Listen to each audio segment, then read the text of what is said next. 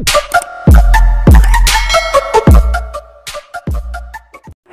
mga master! Welcome back again to our channel. Panibagong araw, panibagong kabanata na naman ang pagsamasamayin natin ngayong araw na ito. At kung bago ka sa ating channel, pag-click ang subscribe button and hit the notification bell para updated kayo sa ating mga susunod na videos. So mga master, bago natin simulan ang ating kabanata ngayong araw na ito, huwag po sana natin skip yung ads mga master no, dahil malaking bagay na po yan sa ating munting channel. So simulan na natin kabanata ngayong araw na ito. Let's go! Kabanata 6741-6760. Kabanata 6741. Kaya, wala sa 7 banal na mga templo ang may powerhouse na ranggo ng Soma Declan. Tanong ni James. Tumugon si Lord Zenda, sinabi nito na umiiral, ngunit hindi ito nakita. Kumusta naman ang iyong Zazan Templo? Inayos ni James ang kanyang tingin kay Lord Zenda. Well, nag-atubiling si Lord Zenda. Kung mayroon tayo nito, hindi kami may bully ng Horvatat Temple. Tumahimik si James habang tinitingnan niya si Lord Zenda. Noong nakaraan, naisip niya na ang background ng Yeria ay dapat nalampas sa 33 langit, marahil kahit na ang kataas-taasang landas. Gayunpaman, tila ang mga bagay ay hindi tulad ng inaasahan niya. Ang 7 banal na mga templo ay magkakasamang nagtaguyod ng Yeria na umakyat sa posisyon ng Tai Chi, na nagtatatag ng isang hindi nababagabag na kisame sa itaas ng mga ulo ng lahat ng mga nabubuhay na nilalang sa napakaraming mga lupain. Bakit ganito? Dahil ba ito sa napili?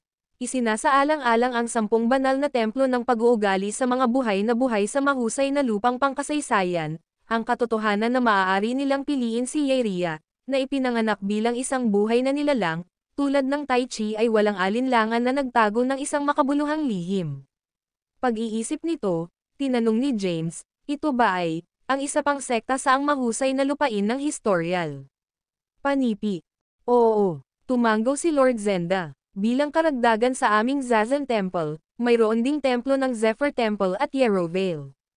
Palagi kaming sumunod sa Taoism ni Emperor Yarden, na tumanggi na makibalita sa 7 mga templo. Kaya, natural kaming naging tinak sa kanilang panig. Ano ang gusto mong gawin ko noon? Tinitigan ni James si Lord Zenda. Sumagot si Lord Zenda, upang tulungan ka sa pag-agaw sa posisyon ng kataas-taasang landas. Tumalikod si James at tumawa.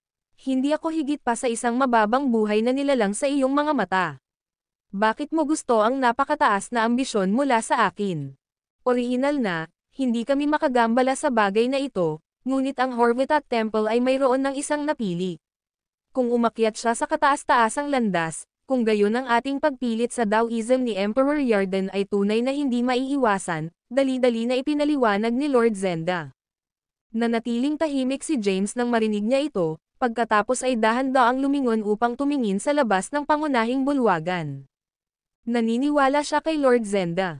Ang kaaway ng isang kaaway ay isang kaibigan, at ang kanilang tulong sa kanya ay walang alinlangan dahil sa takot sa napiling isa sa templo ng Horvatat. Sa kanilang mga salita, tinukoy ito bilang sumusunod sa Taoism ni Emperor Yarden. Gayunpaman, ang kanilang pag-aalipusta at puot sa mga nabubuhay na nilalang ay hindi nagbago ng kaunti. Ang problemang kinakaharap ni James ay lumitaw. Sa isang banda, kailangan niyang magmana ng kalooban ni Emperor Yarden, linisin ang sekta, at iligtas ang kanyang asawa. Sa kabilang banda, hindi niya maiiwasang iguguhit sa pakikibaka ng napili, na malamang na magdadala ng mas maraming problema. Matapos mag-isip ng ilang sandali, tinanong ni James, panganib mo ba ang iyong buhay upang mailigtas ang aking asawa dahil dito? Kinuha nila ang iyong asawa, ngunit ang kanilang tunay na target ay ikaw. Si Lord Zenda ay tinitigan si James ng mabuti. Dahil hindi ka nila makontrol sa ipinagbabawal na dugo, kinokontrol nila ang iyong asawa upang isaalang-alang mo ang kanyang kagalingan o kahit na mahulog sa kanilang bitag. Sa ganitong paraan, magkakaroon sila ng pagkilos sa iyo. Sa kasamaang palad, hindi ka nagtagumpay. Sinulyapan ni James si Lord Zenda. Pasensya na. Si Lord Zenda ay nagbuntong hininga ng basta-basta, ibinaba ang kanyang ulo. Maraming mga powerhouse mula sa kanilang tagiliran ang gumawa ng isang paglipat ng magkasama, at talagang hindi ko ito mahawakan. Tinanong muli ni James, sa iyong opinyon, sino ang malamang na magkaroon ng aking asawa? Ang video na ito ay edited by Urban Storytelling. Kabanata 6742. Okay. Tumango si James. Gusto kong i-save ang aking asawa ngayon. Paano mo ako planuhin na suportahan ako? Si Lord Zende ay natalo, pagkatapos ay sinabi, ano ang iyong kasalukuyang base ng paglilinang? Hindi ko makita ito. Ito ay karaniwang nahuhulog sa isang bitag kung hindi mo naabot ang ranggo ng Soma Declan. Sinulyapan siya ni James, pagkatapos ay umikot at tinanong, manggahas ka bang kumilos laban sa Horvatat Temple kung ginamit ko ang pangalan ng Zazen Temple? Well, si Lord Zende ay biglang nawalan ng mga salita. Sinabi ni James, ibabalik kita. Itinaas ni Lord Zende ang kanyang ulo. Tiwala ka ba dyan? Tumahimik ulit si James. Sa sandaling ito, si Lord Zende ay nasa isang problema. Ang panukala ni James ay nangangahulugang ilagay ang kanyang buong Zazen Temple. Gayunpaman, sa mga tuntunin ng lakas, ang kanyang templo, kasama ang alyansa ng Zephyr Temple at Yerovale Temple, ay sapat na upang maprotektahan ang sarili. Gayunpaman, direktang hinahamon ang pinakamalakas na templo sa Great Historical Land, Horvatat Temple, ay maaaring hindi magreresulta sa tagumpay. Bukod dito, ang Horvatat Temple ay nagkaroon ng suporta mula sa iba pang 6 na banal na templo, na ginagawang pagkakataon na manalo ng halos wala. Gayunpaman, ang kahilingan mula sa napiling isa ay iniwan siyang hindi tumanggi ng diretsyo. Hanggang sa puntong ito, hindi pa niya naiintindihan ang nakasisindak na lakas ng napiling ito, na lumitaw mula sa ipinagbabawal na dugo na buhay. Noon lang, ang lalaki sa puting balabal ay nagmamadali pabalik. Sister, ang pangalawang kapatid ay hindi maaaring hawakan ng mas mahaba. Hindi ba tayo maaaring tumigil? Naririnig ito, sumimangot si Lord Zenda. Nagpapanggap siya. Paano hindi matiis ng isang tao ng Yitro Declan ang parusa ng banal na latigo? Ang tao sa puting balabal ay nagsumite ng isang nakakatakot na sulyap kay James, pagkatapos ay bumulong sa tainga ni Lord Zenda. Ang kapangyarihan ng pangalawang kapatid ay nasil ng napili, at wala siyang paglilinang. Siya ay ganap na. Bago niya matapos ang kanyang pangungusap, itinaas ni Lord Zenda ang kanyang ulo, ang kanyang mga mata ay napuno ng lubos na pagkabigla. Si Horatio ay isang powerhouse sa ranggo ng Yitro Declan, gayunpaman siya ay covertly na nasil ng napiling isa nang walang napansin. Sa kasong iyon, ang napiling ito ay hindi bababa sa ranggo ng Soma Declan. Sa pag-iisip nito, itinulak niya ang lalaki sa puting balabal at lumuhad sa harap ni James sa isang tuhod. Ang Zazen Temple ay handang sumunod sa iyong order. Ito ay isang malinaw na deklarasyon. Lumingon si James upang tumingin sa kanya, ang kanyang mukha ay walang ekspresyon. Pagkatapos ay umalis na tayo. Nagulat si Lord Zenda. Kami lang ang dalawa. Hindi ba ito sapat? Sumama si James. Sinulyapan ni Lord Zenda ang lalaki sa puting balabal. Dalhin din ang aking kuya. Hindi tumugon si James. Lumakad siya palabas ng pangunahing bulwagan gamit ang kanyang mga kamay sa likuran. Mabilis na tumayo si Lord Zenda at inutusan ang lalaki sa puting balabal, agad na pumili ng 10 Xerxo Declan Rango ng mga powerhouse at sumama sa amin. Saan tayo pupunta? Ang lalaki sa puting balabal ay nagtanong. Huwag magtanong, sundin lamang ang mga order, sabi ni Lord Zenda. Pagkatapos, tumalikod siya at umalis. Ang lalaki sa puting balabal ay natigilan, pagkatapos ay tumawag muli, kumusta ang iyong pangalawang kapatid? Ang video na ito ay edited by Urban Storytelling. Kabanata 6743. Lord Zende ay sumagot, hayaan siyang mamatay. Iniwan nito ang lalaki sa puting balabal na hindi nagsasalita. Ang Horvatat Temple ay matatagpuan sa loob ng Horvatat Nova. Ang isang matataas at malawak na palasyo na sumasaklaw sa libo-libong mga bituin, walang kabuluhan at marilag. Sa pangunahing bulwagan, isang gwapong binata, na nagbihis ng kasuotan ng isang marangal, nagaganapin ang isang brush sa kanyang kamay, kaaya-aya na mapaglalangan ito sa isang scroll shimmering na may iridescence. Sa scroll, ang pangalang, James Caden, ay isinulat sa nakabold na script ng selyo, exuding lakas at gilas. Sa tabi niya, isang misteryosong babae sa isang lila na balabal na chocolate. Masigasig kang nag-aaral sa bawat aspeto ng mga nabubuhay na nilalang, na hindi nag-aalangan na masaktan ng mga makamundong gawain. Alam mo ba kung ano ang kinakatawan ng dalawang karakter na ito? Ang pinuno ng lahat ng nabubuhay na nilalang, ang napili, sabi ng lalaki habang siya ay ngumiti ng mahina. Siya rin ang unang hadlang para sa iyo sa iyong kataas-taasang landas patungo sa kasanayan. Hindi ba siya kalaban? Tanong ng babaeng nasa lila na balabal. Siya, ang lalaki ay sumabog sa pagtawa. Siya ay isang mababang buhay na nilalang, wala nang higit pa sa isang anteng, kahit na siya ang pinuno ng lahat ng nabubuhay na nilalang. Gayunpaman, nagtataglay ka ng likas na espiritual na paglilinang at isang marangal na katayuan. Ang pagkakaroon ng umakyat na isang hakbang sa ranggo ng Soma Declan, ikaw ay tunay na isang natitirang figure sa mga Diyos. Talagang karapat-dapat ba siyang maging kalaban mo? Panipi. Nang marinig ito, ang babae ay nagbuntong hininga ng marahan. Kailangan nating manatiling mababa ang susi, Neville. Hindi namin maaaring maliitin ang anumang kalaban, tulad ni James. Nagawa niyang makarating sa mahusay na lupang pangkasaysayan na may sariling lakas. Ito ay nagpapahiwatig ng kanyang pambihirang kakayahan. Bukod dito, nagdulot siya ng gayong paggalaw sa ipinagbabawal na dugo. Walang nakakaalam kung ano ang maaaring makatagpo niya. Panipi. Sister. Itinaas ni Neville ang kanyang ulo. Kailan ka naging labis? Tumahimik ang babae. Sige. Ibinaba ni Neville ang brush sa kanyang kamay at kinuha ang isang piraso ng sutla na ibinigay sa kanya ng isang magandang ginang na malapit upang panasan ang kanyang mga kamay.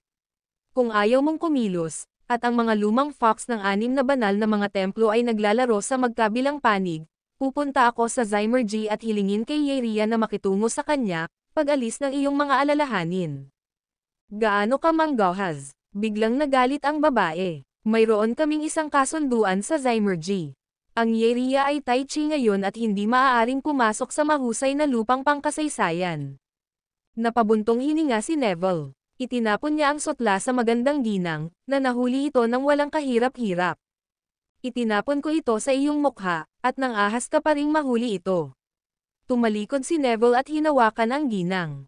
Sa pamamagitan ng isang suntok, sinira niya ang kanyang ulo sa mga piraso.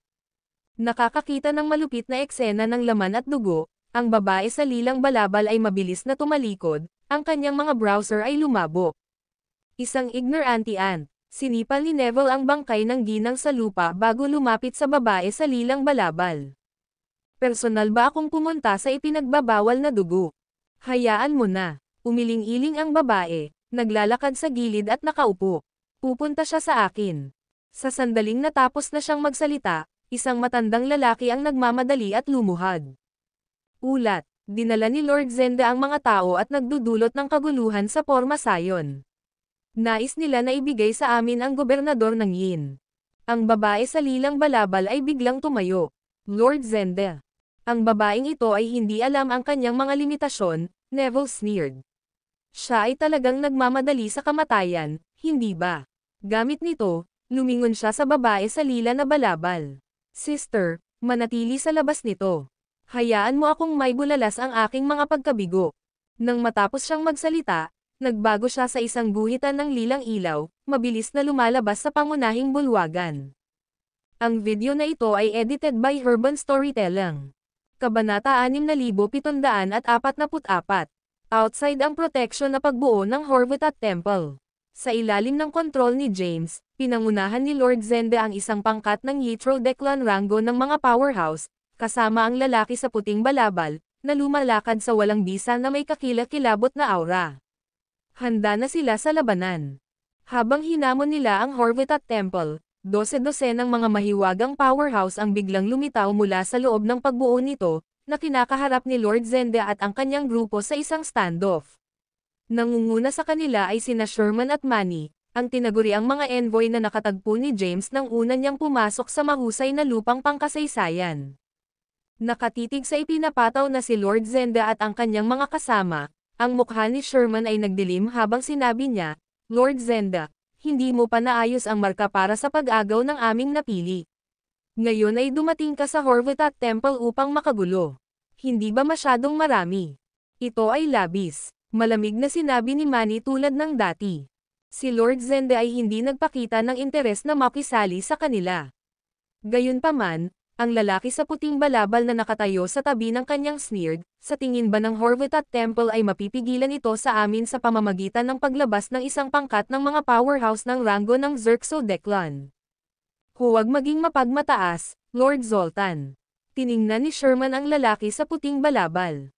Alam namin na ikaw ay isang Xerxodeclan ranggo ng powerhouse, ngunit may higit pang Xerxodeclan ranggo ng mga powerhouse sa Horvath Temple kaysa sa iyong Zazen Templo. Gamit nito, lumingon siya kay Lord Zenda. Kung naghahanap ka ng tinatawag na gobernador ng Yin, wala kami sa kanya. Kung matalino ka, umalis ka agad. Kung hindi, may magandang pagkakataon na mawawala ka sa lahat kapag dumating ang pangatlong batang master. Tulad ng pagtatapos niya sa pagsasalita, 4 na lilang ilaw ang lumipad mula sa likuran ni Lord Zenda, na sinamahan ng isang malakas na bang habang sabay na sinalakay nila si Sherman. Sa instant na iyon, si Manny at isang pangkat ng Xerxodeclan ranggo ng mga powerhouse mula sa Horvath Temple ay kumilos. Kasabay nito, maraming iba pang Xerxodeclan ranggo ng mga powerhouse sa likuran ni Lord Zenda ay agad na sumali sa fray. Isang mabangis na labanan ang sumabog bigla. Ang magulong labanan ng Xerxodeclan ranggo ng mga powerhouse ay nagdulot ng kapangyarihan na lumipad sa walang bisa, na may isang lilang aura na sumasaklaw sa hangin.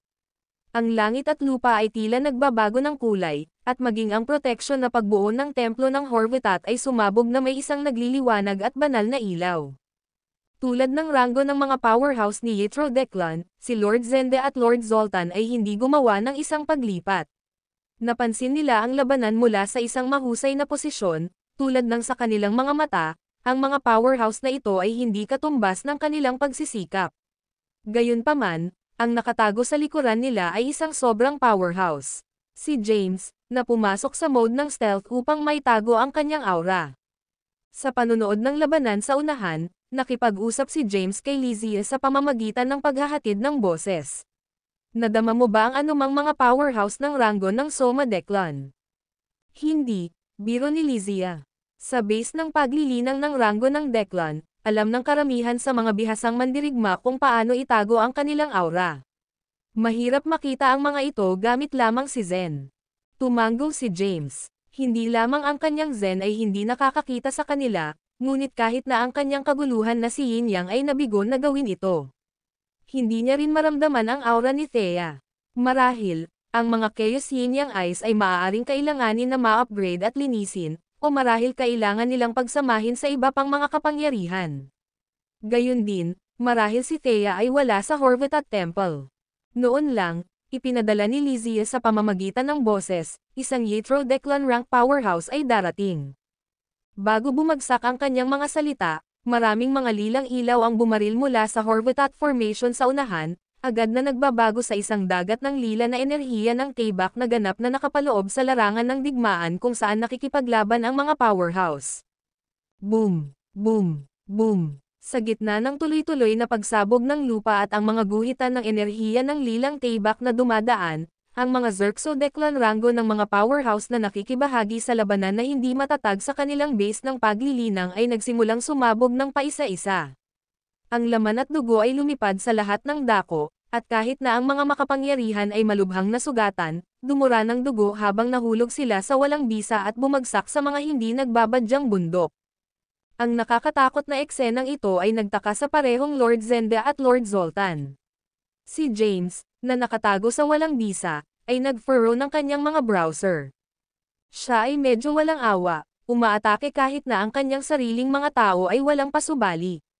Habang siya ay nagsalita, ang enerhiya ng lila na Taybak na napatay o nasugatan ang lahat ng mga ranggo ng Xerxodeclan na mabilis na nakalagay sa isang higanteng Taybak, na nakasisilaw na may lila na ilaw, na lumalakad sa walang bisa na may isang nakamamatay na aura. Ito ang Emperor ng Yatigan Sword, Neville Horva, sabi ni Lord Zoltan na may malubhang pagpapahayag. Sa kabilang banda, mahigpit na hinimas ni Lord Zenda ang kanyang mga browser. Sa pamamagitan ng isang alon ng kanyang kamay, ang lahat ng mga Zazen Templo powerhouse na pinatay ng lilang enerhiya ng Taybak o nahulog sa mga bundok ay agad na naging lilang ilaw at iginuhit sa kanya. Zenda, matagal na ito. Naging mas malakas ka, dumating ang isang tinig. Ang video na ito ay edited by Urban Storytelling. Kabanata 6745. Isang flippant na lalaki na boses ay biglang sumigaw sa walang bisa, na may tinging mockery. Sa loob ng Horvath Formation, isang napakalaking, makulay na karwahe, na suportado ng 4 na nakamamanghang kababaihan na nakasuot ng puting damit, mabilis na lumapit. Ang mga ribbons ay lumibot sa paligid ng karwahe, at sa loob ay nakaupo ang isang gwapong batang Ginoo, matikas na tagahanga ang kanyang sarili. Sa paningin, ang mga browser ni Lord Zenda ay halos niniting sa isang buhol.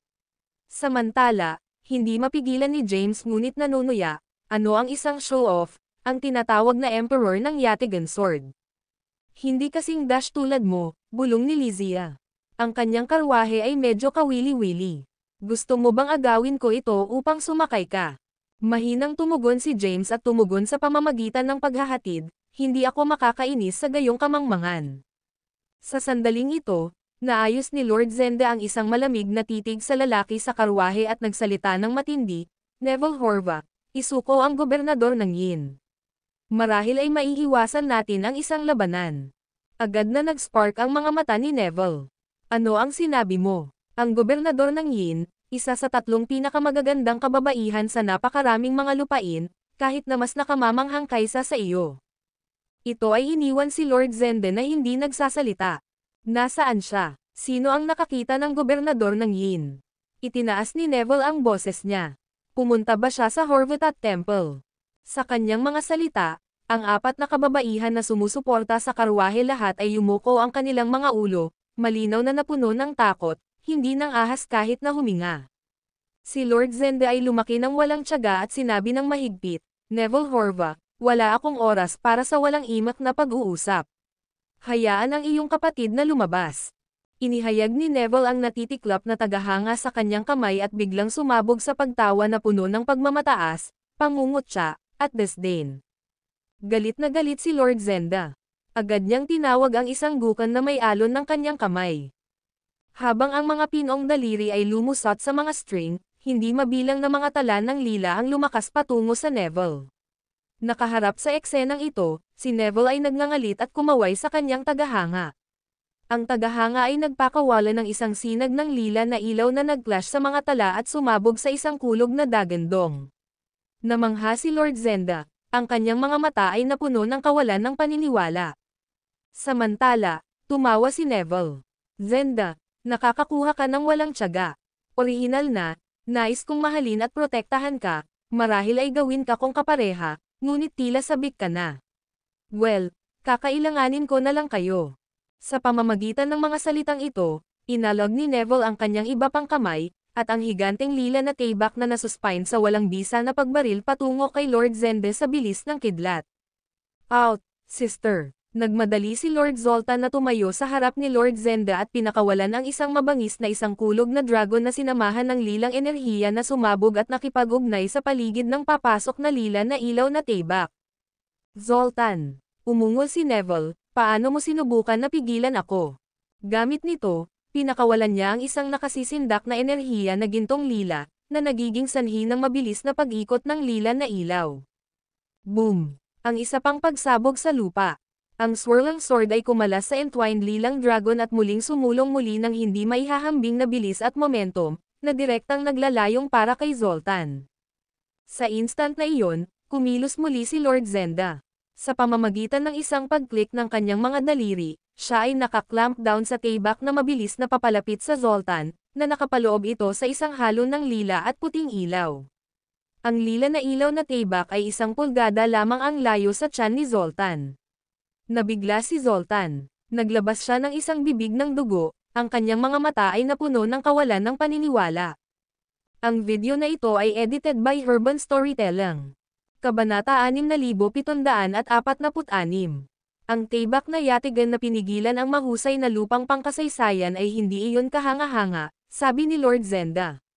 Sa pamamagitan ng isang kisap mata ng kanyang mga daliri, ang napakalaking lila na ilaw na taybak, na orihinal na naglalayong kay Zoltan, biglang nagbago ng direksyon. Ito ay magalang lamang nagantihan. Hayaan akong ibalik ang pabor. Bulalas ni Lord Zenda. Sinulyapan niya ang kanyang mga daliri pasulong. Ang lila na ilaw na Taybak, na nagdadala ng isang marilag na lila at puting enerhiya ng Taybak, na sisingilan ng diretsyo patungo sa Neville. Boom! Ang isa pang kulog na pagsabog ay sumigaw habang ang lilang light sword ay mabilis na bumangga sa karwahe na sinasakyan ni Neville, na pinakawalan ang isang kakilakilabot na puwersa. Sa paggising nito, ang apat na kababaihan na sumusuporta sa karwahe ay lahat ay ipinadala na lumilipad at labis na nasugatan. Samantala, si Neville ay lumubog sa hangin mula sa pagsabog, na nakakaakit pa rin sa pag-fan ng kanyang sarili habang siya ay lumakad sa isang lilang ulap. Magaling, Zenda, Neville sneered. Ikaw ay tunay na karapat-dapat na maging pinakamalakas sa Zazen Temple. Dahil hindi ko makuha ang gobernador ng Yin, tatanggalin kita, ang nakamamanghang kagandahan ng mahusay na lupang pangkasaysayan. Sa pamamagitan ng isang mabilis na alon ng kanyang tagahanga, agad niyang ipinadala ito na lumilipad sa hangin. Ang tagahanga ay nagbago sa hindi mabilang na mga gintong karayom na napapalibutan ng hangin, apoy, kulog, at kidlat, na nagwawalis patungo kay Lord Zenda. Mabilis na nilalaro ni Lord Zenda ang gukan. Hindi mabilang na mga tala ang tinawag at pinagsama sa isang lila at puting pader ng enerhiya, agad na hinaharangan ang mabangis na pagsalakay ng mga karayom. Mayroon kang isang nais na kamatayan. Umungol si Neville, itinuro muli ang kanyang mga daliri. Hindi mabilang na walang hanggan na lilang enerhiya na sumabog sa kalangitan. Boom! Boom! Boom! Ang isa pang serye ng mga pagsabog ay lumabas. Ang pader ng enerhiya na pinagsama ni Lord Zenda ay mabilis na gumuho sa ilalim ng mabangis na pag-atake ng lilang enerhiya ng Taybak at gintong karayom. Sa isang instant, hindi mabilang na lila na enerhiya ng Taybak at gintong karayom ay sumugod sa Lord Zenda na may buong lakas. Desperadong naglalaro ng kanyang gukan, si Lord Zenda ay nagbago ng maraming mga tala sa mga beam ng lila at puting ilaw, na kumalas sa mga papasok na karayom at enerhiya ng Taybak. Gayunpaman, tila walang katapusang, lumalaki ng mas mabilis sa bawat sandali. Matapos magtiis ng ilang sandali, si Lord Zenda ay tinusok ng mga karayom at sinalakay ng enerhiya ng lila na Taybak. Maraming mga madugong butas ang lumitaw sa kanyang katawan at naging sanhi ng kanyang labis na pagkabalisa. Mas mahalaga, natuklasan niya na ang mga karayom ay naglalaman ng mga paghihigpit na unti-unting tinatakan ang kanyang mga kapangyarihan. Galit si Lord Zenda at Yumoko, ikaw ay isang maruming daga. Sa susunod na sandali, sumabog siya sa nakasisilaw na lilang at puting banal na ilaw, agad na sinisira ang lahat ng mga karayom at enerhiya ng Taybak na pinupuno ang kalangitan. Sa gitna ng kulog na pagsabog, si Lord Zenda ay tumalikod at nagpalabas ng isang bibig ng dugo. Ha ha ha, tumawa si Neville ng buong puso. Zenda, nakulong ka sa paghihigpit ng aking karayom. Kahit gaano ka kakasanayan, magpapahina ka lamang sa bawat suntok. Nasabi ko na ito, nag-isip ako tungkol sa iyo ngayon. Hintayin mo lang na maging matalik at magtanim ng magkasama. Ha ha ha. Inihayag muli ni Neville ang kanyang kamay, na nagdulot ng lilang ilaw na Taybak na magbago sa hindi mabilang na mga ilaw ng Taybak na nagpapabilis patungo kay Lord Zenda tulad ng kidlat. Nakikita ito, si Lord Zenda, na mabilis na nawalan ng lakas, ay walang pagpipilian kundi ang sumigaw, hindi ka ba makikialam? Sa susunod na sandali, isang pitong kulay na ilaw ang sumabog sa likuran niya, at isang hindi kapani-pani walang magandang banal na ginang na nagmula sa kalangitan. Ang kanyang kapangyarihan ay kumalat sa bawat hakbang na kanyang kinuha, na nagdulot ng bilis ng papalapit na lilang ilaw ng Taybak upang matindi ang pagbaba. Ang buong walang bisa ay natahimik habang siya ay gumawa ng 8 hakbang. Ang lahat ay agad na nagyelo, kasama na ang nasuspine na lila na ilaw ng Taybak, na naging hindi gumagalaw sa kalagitnaan ng hangin. Nakatingin sa hindi mabilang na mga ilaw ng lilang Taybak sa loob ng pag-abot ng braso, nanlaki ang mga mata ni Lord Zenda. Sa kabilang dako, si Neville, na tumatawa ng hysterically, ay huminto din ng bigla, ang kanyang mga mata ay napuno ng pagtataka. Ang video na ito ay edited by Herban Storytelling. Kabanata 6747. Maaari mo lamang labanan kung nais mo. Bakit ka palaging kailangang magkalat? Gamit ang mga salitang iyon, ang ginang ay kumalas sa kanyang kamay, agad na tinatanggal ang swirling purple sword energy, kasama ang napakalaking lila na Taybak mismo. Pagkatapos, Lumakad siya sa walang bisa at unti-unting lumapit sa Neville. Why you are? Ang mga mata ni Neville ay gleamed habang tinitigan niya ang ginang. Ikaw ang Yin Governor, isa sa 3 pinakamagagandang kababaihan sa napakaraming kaharian. Smack! Bigla, isang malulutong na tunog ang umalangaw habang ang ginang na backhanded Neville sa buong mukha, naiwan siyang masungit. Sino ang nagsabi sa iyo na magpakita? Ang iyong ningning kahit na overshadows ang aking Panginoon. Panipi. Nabigo si Neville nang palawakin niya ang kanyang mga mata. Ikaw. Smack, smack. 2 higit pang matalim na tunog ang sumunod habang ang ginang ay naghatid ng 2 mabigat na slaps sa Neville, na nagdulot sa kanya na dumura ang dugo at ngipin. Napakahirap mo sa iyong mga girly na hitsura, gayon pa man ay naglakas loob kang maging lubos na naiisip. Sino ang nagbigay sa iyo ng lakas ng loob? Ikaw. Sumabog si Neville sa fury. Gayon pa man, tulad ng malapit na siyang hampasin, hinawakan siya ng ginang sa leeg at itinaas siya ng malakas. Huwag kang maglakas loob. Si Neville ay nagpupumilit ng frantically habang siya ay nahuli sa walang bisa. Ang kanyang mga paa ay nakalawit, ang mga mata ay puno ng matinding takot. Bigla, naramdaman niya ang kanyang Yitro Declan Rango na base ng paglilinang sa sandaling ang ginang ay namagitan. Hindi siya maaaring magtipon kahit isang pahiwatig ng kanyang kapangyarihan. Bukod dito, ganap niyang hindi pinansin ang kanyang pader ng enerhiya at banal na pagtatanggol ng ilaw. Direkta niyang nakuha siya sa walang bisa. Ito ay hindi pa naganap sa kanyang buong buhay.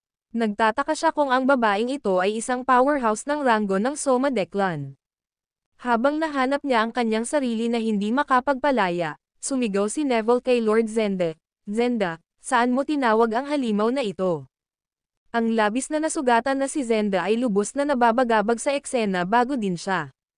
Inaasahan niyang makialam si James, ngunit hindi niya inaasahan ang hindi kilalang nakamamanghang ginang na ito. Napakaganda ng babaeng ito na maaari niyang maakit ang buong kaharian, na higit sa lahat sa kagandahan. Kahit na siya ay mas mababa sa paghahambing. Mas mahalaga, ang kanyang kapangyarihan ay nakasisindak sa matinding, walang kahirap-hirap na nasasakop kahit na si Neville, na nasa ranggo ng Yitro Declan. Habang siya ay napuno ng pagkabigla, si James, na nakatago sa lahat, ay biglang lumitaw sa tabi niya. Okay ka lang ba? Tanong ni James. Biglang tumalikod ang kanyang ulo, si Lord Zenda ay nagsuot ng isang naguguluhan na ekspresyon. Saan mo tinawag ang top-tier powerhouse na ito? Panipi. Si James ay nanatiling tahimik, sa halip ay naghahadjas ng isang 10 kulay na kapangyarihan patungo sa kanya, agad na nakapaloob sa kanya para sa pagpapagaling. Pagkatapos, lumakad siya patungo sa Horvatat Formation gamit ang kanyang mga kamay sa likod ng kanyang likuran. Lizia, siguraduhin na hindi siya mamamatay. Kailangan kong masira ang porma sayon, aniya habang inalis niya ang kanyang kamay, pinakawalan ng isang nakakatakot na 10 kulay na ilaw at isang puwersa ng dugo patungo sa pagtatanggol ng Horvatat Temple. Sa pamamagitan ng isang bingi na dagandong, ang pagbuo ay nagsimulang paikutin ang libu-libong mga napakalaking planeta sa ilalim ng pag-atake ng 10 kulay na kapangyarihan, na sumabog na may mas nakasisilaw na ilaw. Ang video na ito ay edited by Urban Storytelling.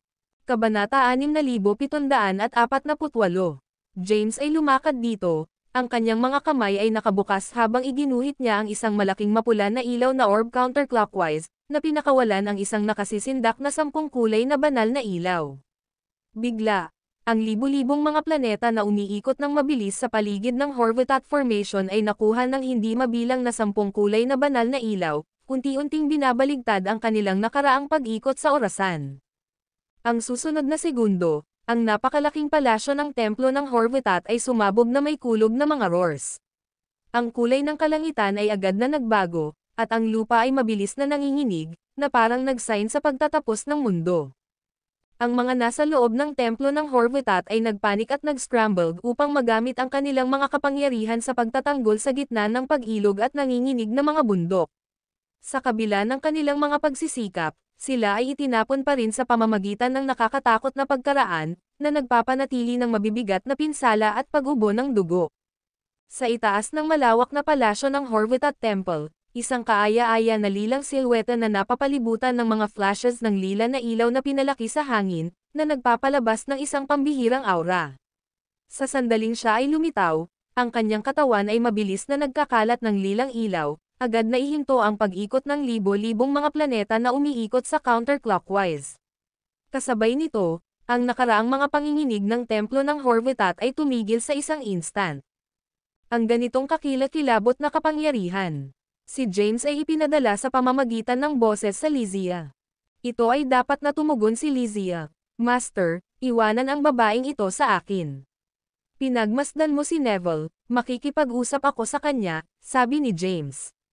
Ipinikit niya ng bahagya ang kanyang mga mata, at 10 koloreng banal na ilaw na inilabas mula sa kanyang katawan, kasama ang isang pulang-pula na glow, na muling nagmamaneho sa nakapalibot na libu-libong mga planeta upang mabilis na mabulok.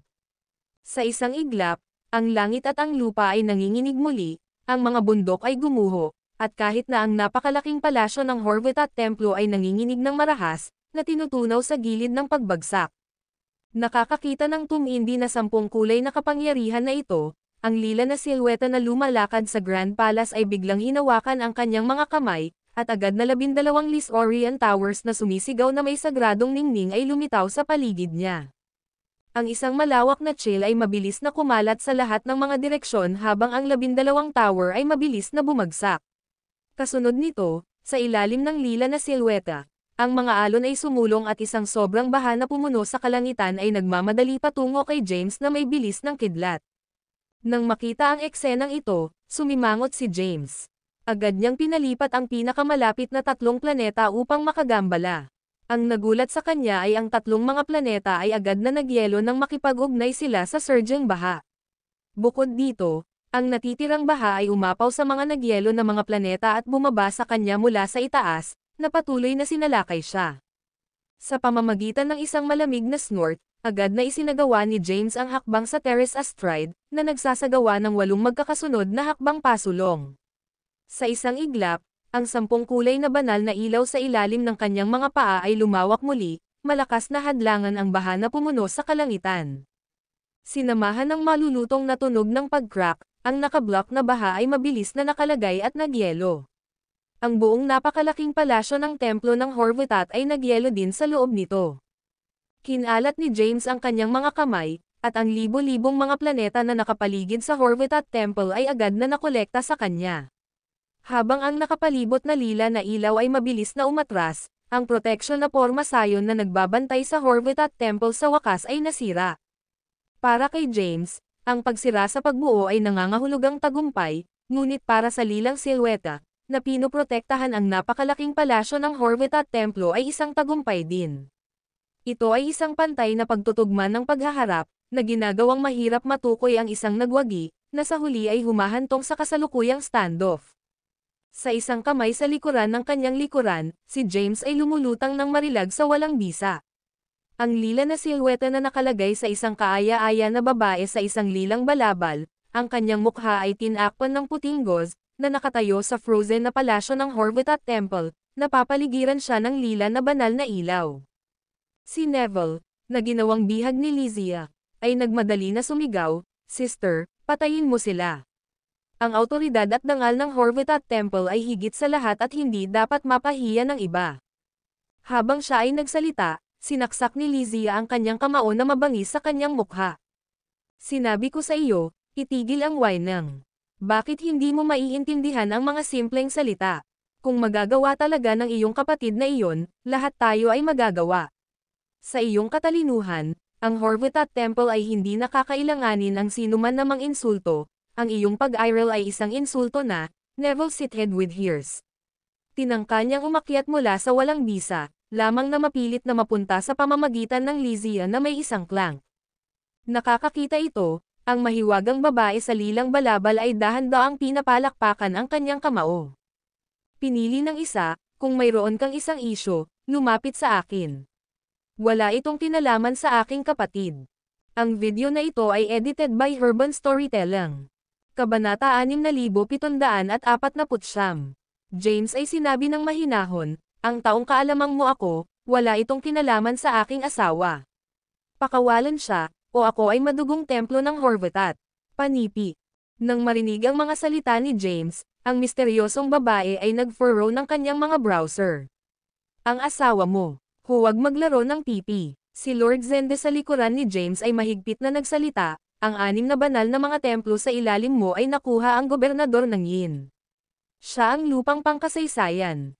Upang magsagawa ng gayong kasuklam-suklam at marumi na kilos upang paksain ang mga hindi pagkakaunawaan, hindi ba iyon walang kahihiyan? Panipi. Gumagawa sila ng mga dahilan, aniya, na itinuturo sa Lysia na nakatayo sa kanya. Hindi ba ito ang gobernador ng Yin? Isa sa 3 pinakamagagandang kababaihan sa napakaraming kaharian. Nagdudulot lang sila ng problema para sa Horvath Temple. Panipi. At agad siyang yumoko kay James. Pinili ng isa, tila may hindi pagkakaunawaan dito. Lumabas lang ako sa pag-iisa, at hindi ko pa nakita ang magsusupol ng 6 na banal na templo. Saan nagmula ang akusasyon ng iyong asawa? Habang siya ay nagsalita, ang mga mata ni James ay makitid sa mga slits. Siya ay nagmamay-ari ng kaguluhan ng yin-yang, na may kakayahang makita sa pamamagitan ng mga puso ng mga tao. Sa kasalukuyan, makakaya niya ang 6 na banal na templo. Pagkatapos ng lahat, si Thea ay inalis ng mga ito ng magkasama, ngunit walang garantiya na ipinadala siya sa Horvath Temple. Gayunpaman, ayon kay Lord Zenda, ang 6 na templo ay matagal ng lihim na nakipag-ugnay sa Horvath Temple, at ang Horvath Temple ay may ganap na pagpigil at kontrol sa kanila. Sa pag-iisip nito, mahinahon na sinabi ni James, dahil sinabi mong hindi pagkakaunawaan, madali iyon. Sa pangalan ng Horvath Temple, agad na tinawag ang lahat ng mga tao mula sa 6 na banal na templo para sa isang paghaharap. Nag-atubili siya nang biglang dumula si James sa kanyang palad, at isang nakakatakot at titig, sinaktan niya ang isang palad, at ang nagninangas na apoy na pula ay agad na ipinakita sa hindi mabilang na mga scythes ng apoy na pinupuno ang kalangitan. Sa pamamagitan ng kulog na pagsabog, ang hindi mabilang na mga scythes ng apoy ay agad na natunaw ang yelo na sumasakop sa palasyo ng Horvath Temple. Sa susunod na sandali, ang mga scythes ng apoy na ito ay biglang naging isang malaking singsing ng apoy ng dugo, na ganap na nakapaloob sa napakalawak na templo ng Horvath. Tulad ng kung may pag-iisip lamang mula kay James, ang mga scythes na ito ay maaaring mabilis na mabawasan ang templo sa abo. Ang paglaban at pagsuwi ay ganap na nasusunog. Hindi tulad ng kanyang mapagmataas na nakababatang kapatid, nakita niya sa pamamagitan ng mga pahiwatig na sumulyap sa kanyang malawak na kaalaman. Ang napili nito mula sa mundo ng mga nabubuhay na nilalang ay hindi isang tao, ang unang powerhouse ng mahusay na lupain ng historial, ay maaaring makipagtalo. Kahit na ito lamang ang kanyang pangalawang katawan, sapat na siyang mangibabaw sa buong mahusay na lupang pangkasaysayan. Habang siya ay nagsalita, 2 figure ang bumaril mula sa undulating bundok at shimmering na may gintong ilaw sa kanilang dalawa at sinabi sa isang malalim na tinig, agad na ipatawag ang lahat ng mga powerhouse ng ranggo ng dekla ng 6 na banal na templo sa Horvath Temple para sa isang talakayan. Ang sinumang nang ahas na wala o maantala ay haharapin ang utos ng pagpapatupad ng Horvath Temple. Sina Sherman at Manny ay sumulyap sa bawat isa at magalang na tinanggap ang token bago tumayo. Pagkatapos, lumingon sila sa 2 guhitan ng lila na ilaw at lumayo sa kalangitan. Halika sa Horvath Palace para sa tsaa kung hindi ka nag-iisip. Panipi. Nakakakita ng walang malasakit na tugon ni James, walang hininga siyang walang magawa. Pinili ng isa, mangyaring matiyak. Kung ang bagay na ito ay talagang gawain ng 6 na banal na mga templo sa ilalim ng pag-uudyok ng aming Horvath Temple, bibigyan ka namin ng paliwanag. Pumunta ka na. Sina Lord Zende at Lord Zoltan ay nagpalitan ng sulyap at agad na sumunod. Ang video na ito ay edited by Urban Storytelling. Kabanata 6750. Dracoran District ay matatagpuan sa gitna ng Great Historial Land. Habang ang mga powerhouse mula sa 6 na banal na templo ay malapit nang umalis pagkatapos matugunan ang isang mahiwagang individual, naharang sila nina Sherman at Manny na bumibilis mula sa kalangitan. Ipinakita ni Sherman ang token ng Horvath Temple, ngumiti, at sinabi, "Pinahahalagahan ang mga Diyos, hiniling ng aking Panginoon ang iyong presensya." Mangyaring dumating, dagdag ni Manny. Nakakakita ng dalawa, ang mga powerhouse mula sa 6 na banal na templo ay sumimangot ng sabay-sabay. Tunay na nakipag-ugnay sila sa Horvath Temple, ngunit hindi dahil sa lakas ng templo. Ito ay dahil ang Horvath Temple ay napili. Kaya, Ang kanilang pakikitungo sa Horvatat Temple ay hindi bilang mga subordinate ngunit bilang katumbas. Ngayon, para ipakita ng dalawa ang token sa isang nag-uutos na tono ay labis na hindi kasiya siya sa kanila. Sherman, Manny, tinanong ni Persephone, ano ang gusto ng iyong Panginoon mula sa amin? Tumawa si Sherman ng buong puso. Malalaman mo kapag nakarating ka doon, Lord Zevia. Ito ay isang magandang bagay, dagdag ni Manny. Ang mga powerhouse mula sa 6 na banal na mga templo ay nagpalitan ng sulyap muli. Sa kanilang memorya, ang templo ng Horvatat ay labis na kuripot. Hindi sila nagkaroon ng pagkakataon para sa magagandang bagay. Ngayon, biglang inaalok ng ganyan, malinaw na ang isang bagay na hindi pangkaraniwan ay nasa malayo. Tulad ng paghahanda nila upang gumawa ng mga dahilan, yumoko si Sherman. Ang mga itinakdang mga Diyos, dapat mong malaman ang bagay tungkol sa napili. Alam din ng aking Panginoon na ang napili mula sa buhay na mundo ay tumakas sa ipinagbabawal na dugo. Kaya, balak niyang talakayin sa iyo ang lahat kung paano siya paksain. Panipi. Ito ang kauna-unahang pagkakataon na malinaw na sinabi ni Sherman ang hangarin, na medyo nakakagulat sa mga powerhouse mula sa 6 na banal na templo. Gayunpaman, hindi sila nang ahas na gumawa ng mga pagpapasya sa kanilang sarili. Sa halip, tiningnan nilang lahat si Lord Tovea. Ang pag-ikot ng kanyang balbas, sinabi ni Lord Tovea, yamang balak ng Horvatat Temple na lumahok sa bagay na ito, maaari rin nating talakayin ito ng magkasama. Pagkatapos ng lahat, may kinalaman ito sa pangkalahatang interes ng mahusay na lupain ng kasaysayan. Paano natin papayagan ang isang mababang pamumuhay na maging sanhi ng kaguluhan? Sa pagbanggit ng isang mababang buhay na nilalang, malinaw na nagalit sina Sherman at Manny. Mangyaring mamuno sa daan, sinulyapan ni Lord Tovea silang dalawa. Nang hindi nagsasabi ng marami, agad sina Sherman at Manny sa hangin. Kasabay nito, covertly nilang sinuri ang kanilang paligid kasama ang kanilang mga Zens. Kinakalkala na nila sa kanilang isipan. Ay sinasabing kuripot, natanggap si James at ang iba pa na may mabuting pakikitungo ng isang tasa ng tsaa, sa halip na mabuting alak at karne. Ang hindi inaasahan ni James ay ang tsaa ay maaaring linisin ang mga gintong buto, na ginagawang mas nababanat. James, pinili, maaari mo bang palayain muna ang aking kapatid? Ginambala siya ni James, hindi ka ba napili? Nakakatawa, tinatalakay ko ngayon ang aking kapatid. Karapat dapat siyang mamatay, malabo na sinabi ni James. Ang napiling isa na lumalabas mula sa ipinagbabawal na dugo, ang pagdaan ng kanyang templo ng Horvatat ay dumating. Ang lakas na ipinakita ng napiling ito ay nakumpirma din ang kanyang haka-haka. Hindi sa banggitin ang kanyang kapatid, kahit na ang buong templo ng Horvatat ay may isang apoy na pula na dugo na umaakit sa kanilang mga ulo, handa nang iyon ang mga ito sa anumang sandali. Iyon ang supernatural na kapangyarihan ng maalamat na Emperor Yarden, ang madugong apoy. Para sa napiling ito upang magkaroon ng ganoong kakayahan, malinaw na natanggap na niya ang mana ng Emperor Yarden. Bukod dito, sa kanyang paglilinang ngayon ay walang hanggan malapit sa ranggo ng Soma Declan, hindi niya rin makita sa pamamagitan ng kanyang base sa paglilinang. Ito ang pinaka-nakakatakot na aspeto ng lahat. Ang video na ito ay edited by Urban Storytelling. Kabanata 6752. Master, dapat mong hayaan ang iyong mga anak na maglaro sa labas. Nagdudulot sila ng isang ruckus sa loob ng Years 1 Genesis Bell. Hindi ko na ito makukuha. Tumanggap si James ng isang paghahatid ng boses mula sa Lizzie sa sandaling iyon. Tumahimik siya sandali. Pagkatapos, inilipat ni James ang kanyang anak na lalaki at anak na babae sa kampanilya kasama ang kanyang Zen. Nakita niya na walang gaanong pagbabago sa mga pagpapakita ng mga kapatid habang sila ay naging materyal sa harap niya. Ang parehong mga bata ay kumikinang pa rin sa lahat ng mga makukulay na ilaw. Ang isang siksik na aura ng homeroom ay nakapaligid sa kanilang mga katawan. Si Zuriin ay nakikipagtalo pa rin sa mahabang lilang taybak ni Neville. Ang taybak ay nagpahaba at nag-urong sa bawat isa sa kanyang mga utos sa kaisipan. Nakakatawa, hindi siya nagsalita ng isang salita sa sinuman hanggang ngayon. Tulad ng para sa anak ni James, ang batang lalaki ay nag-zoom sa puwang at gumawa ng isang kompletong gulo sa bulwagan. Tinatrato niya ang lugar na parang palaruan. Si James ay hindi pa nagpasya ng isang pangalan para sa kanya.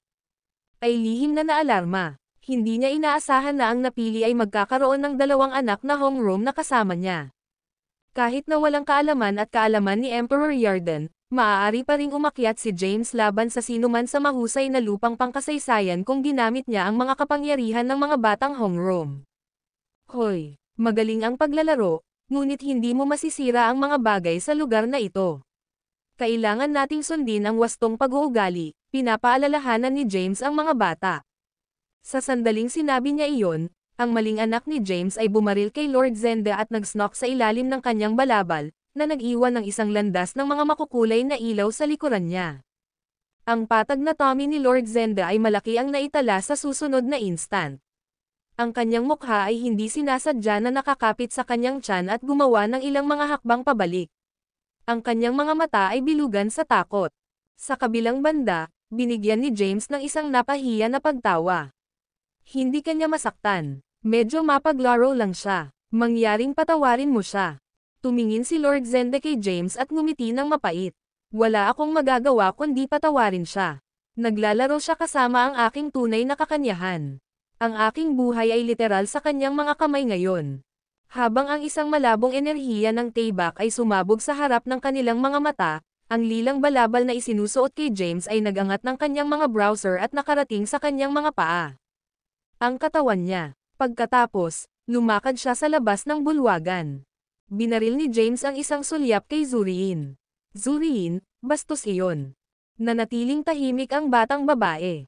Sinubukan niyang i-swing muli ang Taybak, ngunit inagaw ito ni James sa oras lamang. Kung ang dalawa sa iyo ay nagpapatuloy sa pag-uugali na ito, mananatili ka sa loob ng Eurus 1 Genesis Bell para sa kabutihan. Nag-click si Zuriin sa kanyang dila. Pagkatapos, nagbago siya sa isang bola ng makulay na ilaw at lumipad palabas ng bulwagan.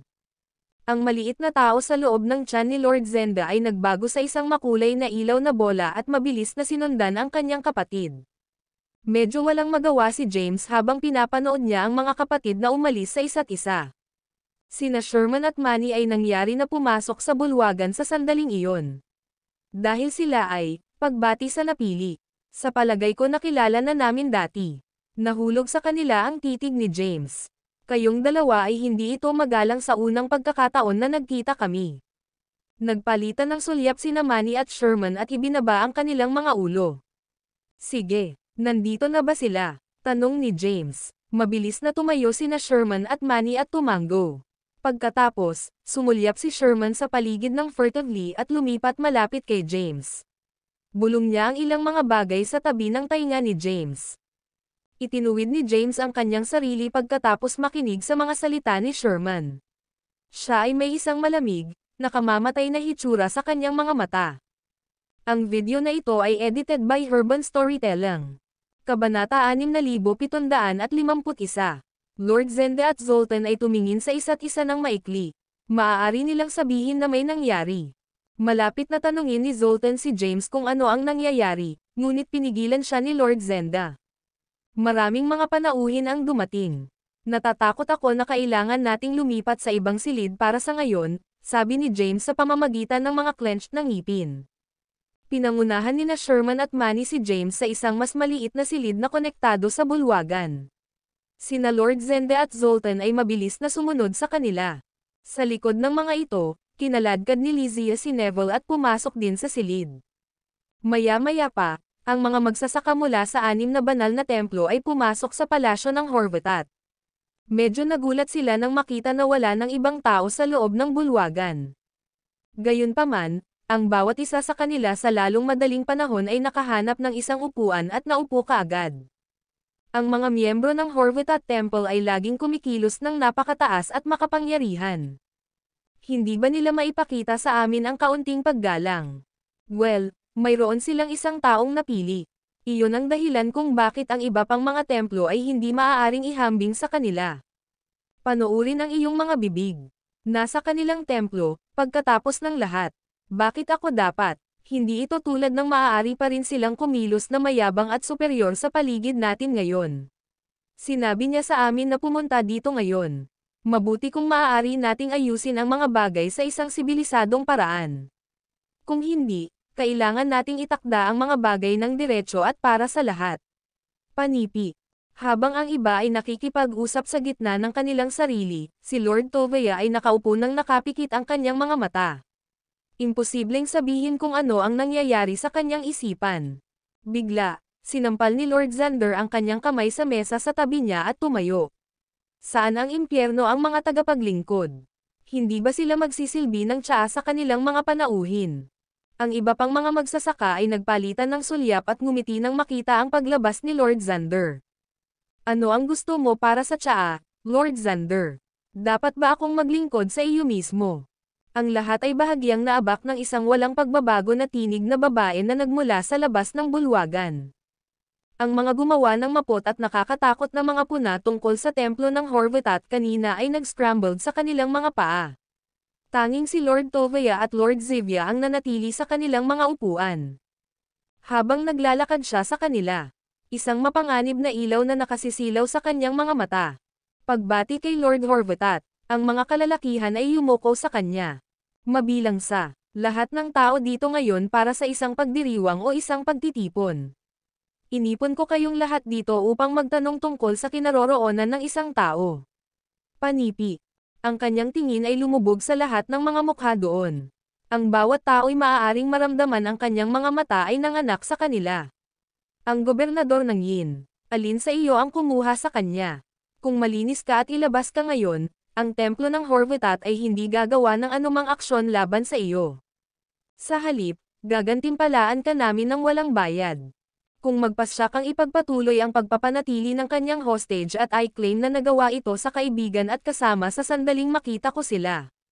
Sa sandaling sinabi niya iyon, ang iba pang mga magsasaka ay tumingin sa bawat isa na kinakabahan at nagbulong sa mababang tinig. Noon lang, pinakawalan ni Lord Xivia ang isang panunuya. Itinaas ni Lord Xivia ang kanyang tingin at sinabi ng walang pag-asa, Lord Horvatat, ikaw ay napili. Hindi mo ba sasabihin ang mga bagay na mas naaangkop sa iyong katayuan? Ang video na ito ay edited by Urban Storytelling. Kabanata 6753. Lord Xivia ay partikular na binigyang diin ang mga salitang, napili. Ang boses niya ay tumulo ng sarcasm. Halos agad. Si Lord Xivia ay bumangon mula sa kanyang upuan at sumulyap sa paligid niya. Lahat tayo ay abala sa pagtulong sa templo ng Horvatat sa isyu ng napiling isa na sumakay sa mahusay na lupang pangkasaysayan. Paano tayo magkakaroon ng oras upang madukot ang sinuman? Bukod dito, ito ang gobernador ng Yin na pinag-uusapan mo. Ang iba ay tila sam-asang-ayon sa pahayag ni Lord Xivia habang tumanggaw sila at nagpatuloy sa pagbulong. Habang inilalabas ang kanyang aura, lumikha ito ng napakalawak na presyon sa iba at pinatahimik sila. Gobernador, o wala sa inyo ang aalis sa lugar na ito ngayon. Ang mga templo na kaakibat mo ay haharap din sa mga kakilakilabot na kalamidad. Panipi. Ang isang kaguluhan ay sumabog sa gitna ng mga magsasaka ng 6 na mga templo sa sandaling iyon, sinampal ni Lord Xander ang kanyang kamay ng malakas sa mesa na napili. Maaaring ipinakita namin sa iyo ang ilang paggalang dati dahil sa iyong Grand Patriarch. Gayunpaman, alam namin ang lahat ngayon. Kaya, itigil ang pagkilos na parang nasa itaas ka pa rin. Ang iba pang mga magsasaka ay nasa kanilang mga paa ng oras na natapos ni Lord Xander. Upang magsinungaling sa lahat tungkol sa pagiging isang napiling isa. Panipi. Patuloy ka bang magsisinungaling sa amin pagkatapos ng lahat ng mga taon na ito? Ang bawat napili ay may panghuli gintong katawan. Paano mo ipinakita sa amin ang iyong tunay na gintong katawan at patunayan sa amin ikaw ang tunay na pakikitungo? Ngayon, karaniwan, ang mga kalalakihan na ito mula sa iba pang mga templo ay mapagpakumbabang sundin ang anumang mga order mula sa templo ng Horvatat, gayunpaman ay kumikilos sila ng ganap na naiiba ngayon.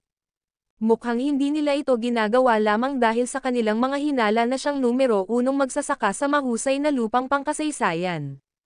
Malamang na dinukot ng mga kalalakihang ito ang gobernador ng Yin. Inangkin nila na nagawa ito sa mga utos ng Horvatat Temple ngunit hindi dinala ang kanilang bihag na nais nilang magkaroon ng Horvatat Temple na masisi sa pagdukot. Dahil dito, ang hindi pinili na napili ay maghihiganti sa Horvatat Temple at Paksain ang lahat ng mga miyembro nito. Makakatulong ito sa iba pang mga templo na mapupuksa ang templo ng Horvatat, na nais nilang mawala sa mahabang panahon ngayon. Sa oras na ito, pagkaraan ng isang maikling sandali, itinapon niya ang kanyang ulo at tumawa ng malakas. Ang kanyang mapang-uyam na pagtawa ay may mga magsasaka mula sa iba pang mga templo na nakasimangot at huminto mula sa kanilang panunuya. At tinanong ng maligaya, ito ba ay isa sa mga lumang fox mula sa 49 na langit? Hindi, umiling-iling siya. Sa iyong mga kakayahan, wala sa inyo ang makakaabot o matugunan ang mga taong iyon. Ang tanging mga sospek na naiwan ay ang kasalukuyang Tai Chi, Yeria, o ang batas ng mga landas, Wesley Shepherd. Nang marinig ang kanyang mga salita, ang iba pang mga magsasaka ay tumingin lamang sa isa't isa at ngumisi ng malevolently. At tumingin sa pasukan ng bulwagan. Isang bola ng mahiwaga, makulay na ilaw ang lumipad mula sa malayo at huminto sa labas ng pintuan. Pagkatapos, nagbago ito sa isang babae sa isang balabal ng puti at itim na kulay. Mayroon din siyang isang madilim na belo na isinusuot sa kanyang mukha. Kasama ang Grand Patriarch sa 49 na langit. Panipi. Si Marcy Anel, ang babaeng nakasuot ng belo, ay pumasok sa bulwagan ng walang sinasabi. Ang iba pang mga magsasaka ay bumaba sa isang tuhod at tinawag na halos naririnig iyon. Ang video na ito ay edited by Urban Storytelling. Kabanata 6754, na may kanyang mga kamay sa kanyang likuran, patuloy na naglalakad si Marcy hanggang sa harapin lamang niya ang dalawa. Sa isang flash, ang dalawa sa kanila ay gumanap ng lahat ng mga kasanayan sa lagda na alam nila at sumabog ang kanilang mga kapangyarihan sa bawat isa. Ang labanan habang si Marcy ay unti-unting nakakuha ng itaas na kamay. Sa isang punto, itinulak ni Marcy ang kanyang mga palad pasulong at nagpadala ng libo-libong mga planeta paatras. Nawala ang kanyang paa at nahulog sa ilalim ng mga hakbang na humahantong sa podium. Nabigo siya. Araw. Hindi niya ito nadama na napahiya dati. Mga nabubuhay na nilalang, ngunit maayos siya doon. Pagkatapos ng lahat, ang taong iyon ay nakatanggap ng pamana ni Emperor Yarden at nakakuha ng pambihirang kapangyarihan. Nagkaroon pa siya ng proteksyon ng pangalawang katawan ng Quasar. Labis na pansin sa loob ng mahabang panahon. Mga mapagkukunan. Ang Grand Patriarch ng templo upang matulungan siyang mabilis na mag-level up. Hindi kailanman naisip na makatanggap ng isang kritikal na hit mula kay Marcy tulad nito. Inilipat upang tumayo sa likuran ni Marcy. Ang mga hitsura ng pangungutya at malevolence ay maliwanag sa kanilang mga mukha, tumawa. Hindi mo ba tinawag ang iyong sarili ang numero 1 magsasaka sa mahusay na lupang pangkasaysayan? Hindi ba malapit ang iyong paglilinang sa antas ng ranggo ng Soma Declan? Gayunpaman, nawala ka sa labanan ng walang kahirap-hirap at sa lalong madaling panahon. Panipi.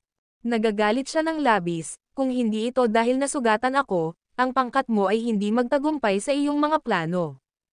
Matapos ang isang maikling pagpos, ang mga magsasaka bago siya sumabog ay umaangkop sa pagtawa. Kinuha lang namin ang gintong pagkakataon na ilabas ka. Kakaiba ba ito para maunawaan mo? Mayroon ka lamang sa iyong sarili na sisihin sa pagtatapos ng ganito ngayon.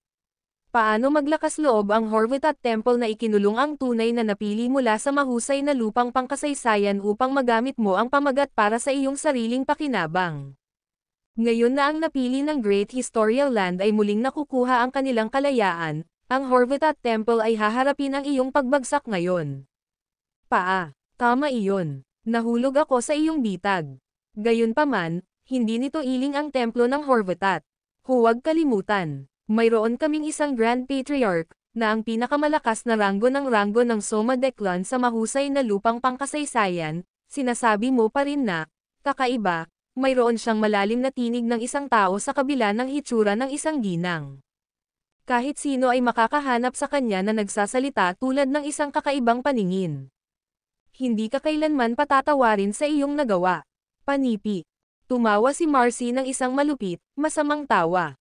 Sa palagay ko dapat kong ipaliwanag ang lahat bago namin mapupuksa ka para sa kabutihan. Ang iyong Grand Patriarch ay labis na napalakas at nakuha ng mga kataas-taasang nilalang sa 49 na langit. Tungkol sa iba pang dalawang Grand Patriarch sa ranggo ng Soma Declan mula sa mahusay na lupang pangkasaysayan, Pinatay sila ni Lord Tai Chi kahit na bago pa makarating sa 49 na langit. Sa madaling salita, ako ang nag-iisang Soma Declan Rango ng kulturang naiwan sa mahusay na lupang pangkasaysayan. Upuan sa podium. Hindi. Imposibleng. Siya ay may hitsura ng hindi paniniwala sa kanyang mga mata. Hindi mahalaga kung gaano sila kalakas, ang mga mula sa Zymergy ay hindi kailanman susubukan na paksain ang nangungunang 3 Grand Patriarch ng Historial Land. Iyon ay magdadala lamang ng malaking pinsala sa kanilang sarili. Dahan-daang itinaas ni Marcy ang kanyang tingin. Hindi mo pa ba nakuha ito? Ang tinaguriang kaganapan na ginanap sa 49 na langit ay isang bitag na inilaan para sa 3 Grand Patriarch ng lupain ng Histortory.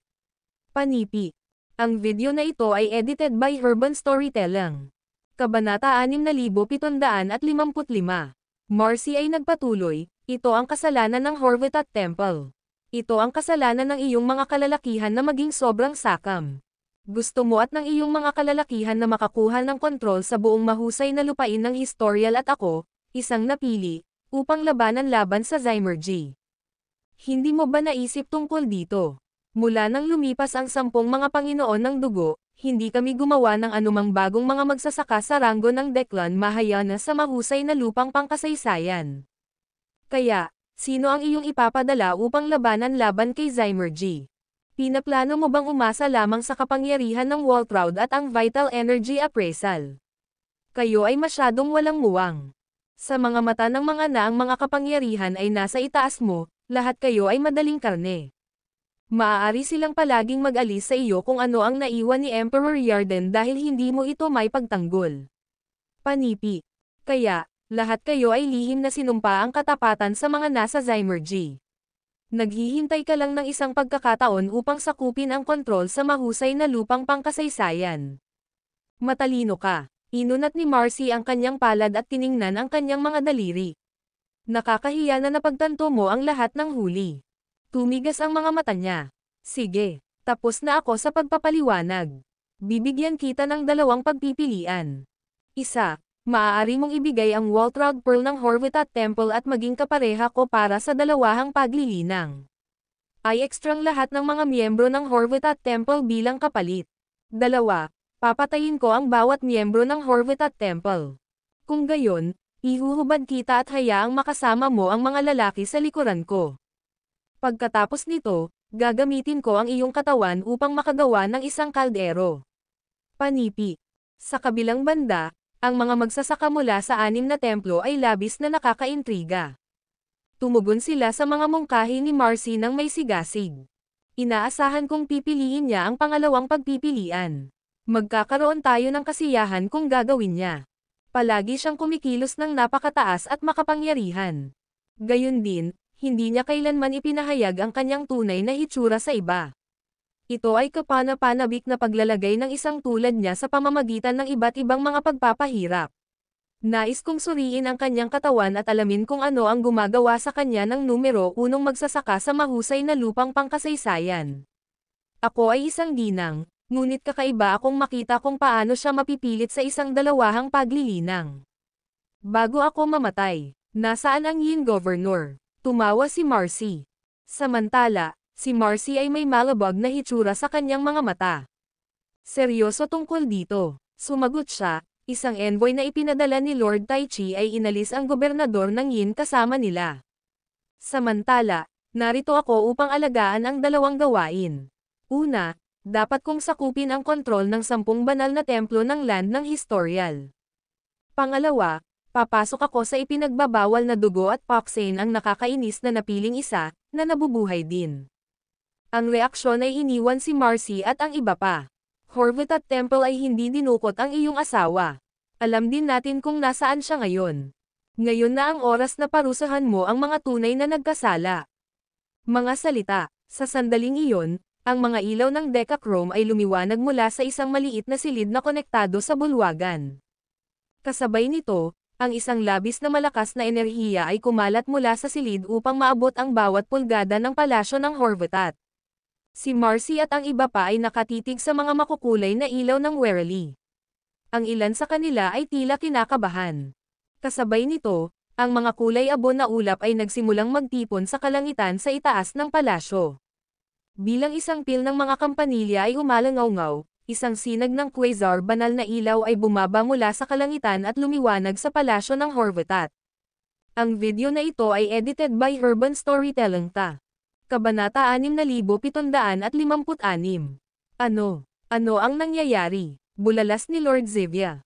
Mabilis niyang inilipat ang kanyang kamay at pinagsama ang isang banal na kalasag sa paligid niya.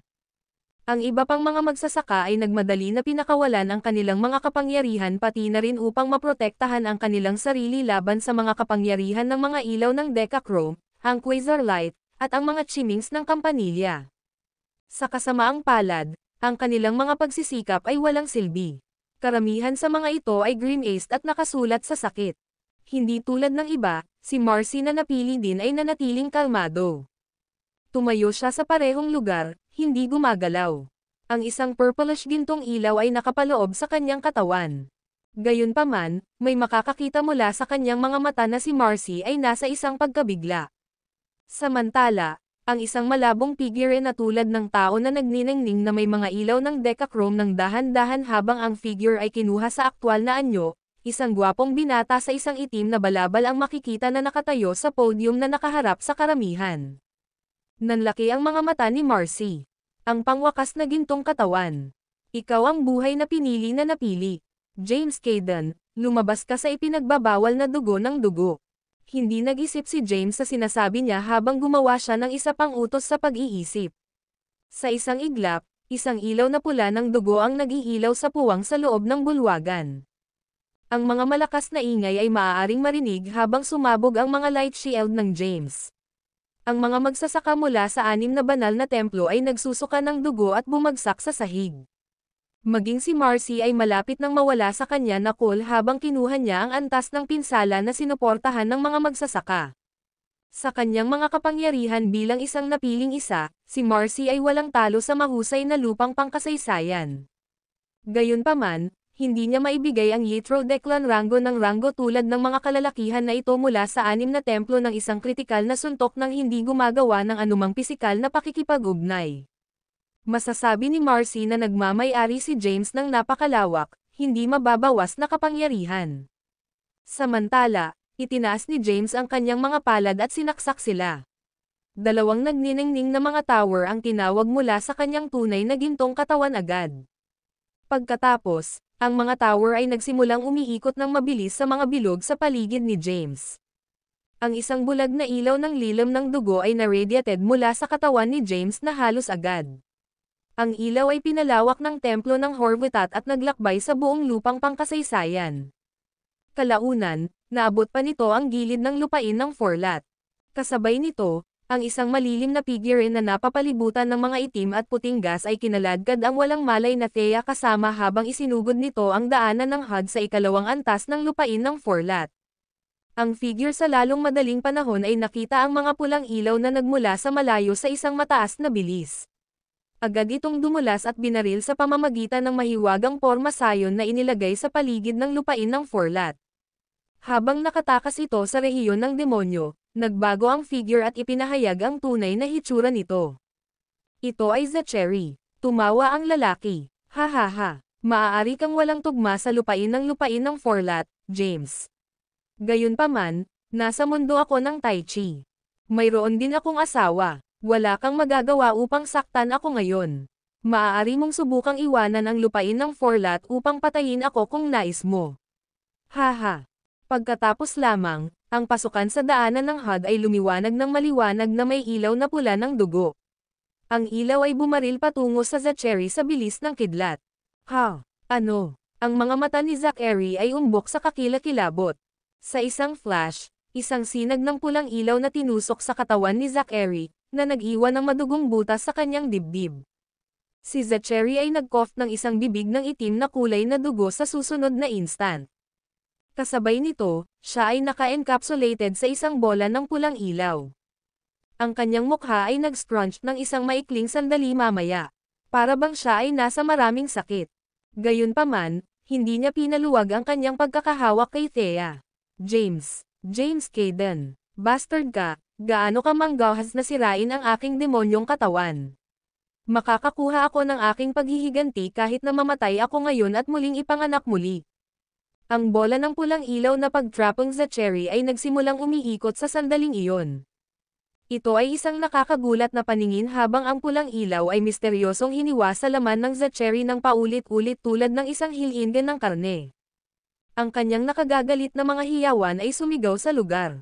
Bigla, isang malabong purplish red figure ang lumipad mula sa katawan ni Zachary at inagaw si Thea. Sinubukan nitong tumakbo para dito. Sa kabilang banda, ang katawan ni Zachary ay sumabog ng malakas na boom. Hindi lamang ang kanyang katawan ay ganap na napunit sa mga piraso, ngunit ang kaluluwa ni Zachary ay hindi rin maibabalik. Ang sikat na magsasaka na dating pinuno ng sekta ng Timaeus ay namatay, na hindi iniwan ang isang bakas ng kanyang sarili sa likuran. Gaano ka manggahas na dumukot sa asawa ng aking kaibigan? Hindi kita papayag na lumayo ito. Ang isa pang purplish red form ay nagmula sa ibang direksyon at binaril patungo sa unang figure. Boom! Ang video na ito ay edited by Urban Storytelling.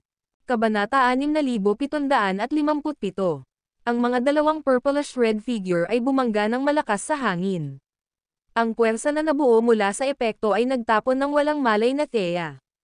Sa sandaling iyon, ang isang napakalaking masa ng gas na bumubuo ng isang Tai Chi diagram na materialized na mataas sa kalangitan.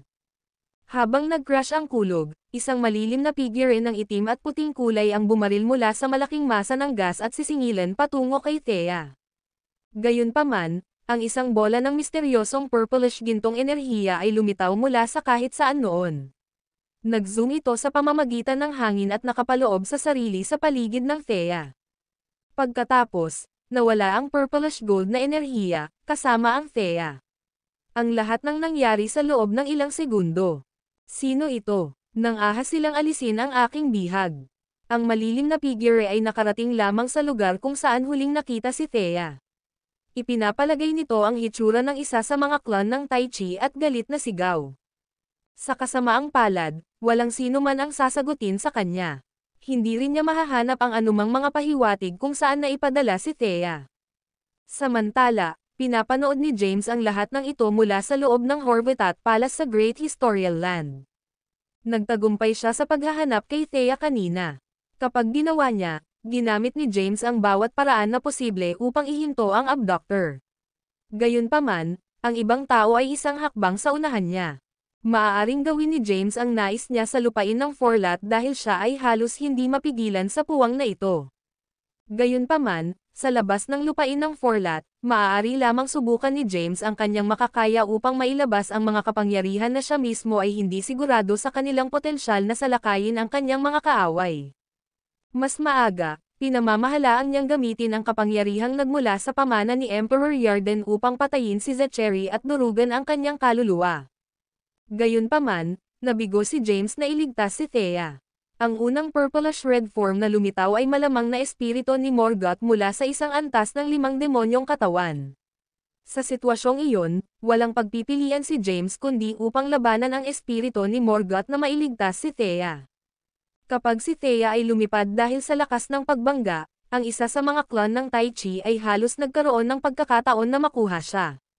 Gayunpaman, bigla siyang dinala ng isang mahiwagang enerhiya.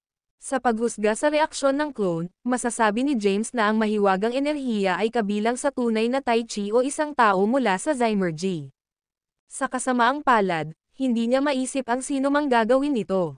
Habang si James ay nawala sa malalim na pag-iisip, nakita ni Marcy ang kanyang pagkakataon at mabilis na umikot ang kanyang kamao.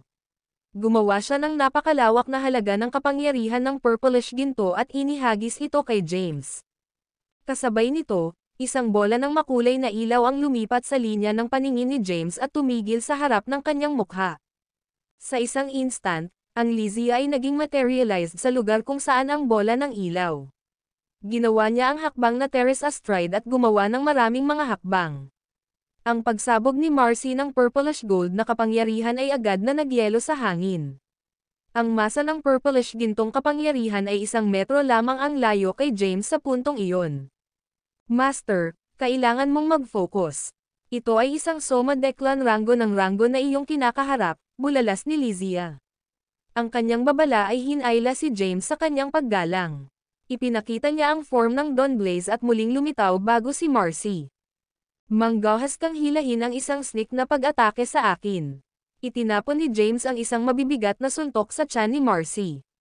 Ang puwersa ay nagpadala sa kanya na lumilipad sa hangin. Huwag hayaang lumayo siya, sigaw ni Lizia. Agad na nagpadala si James ng isang utos sa pag-iisip. Sa loob ng ilang segundo, ang buong puwang ng Great Historical Land ay nagsimulang umiikot.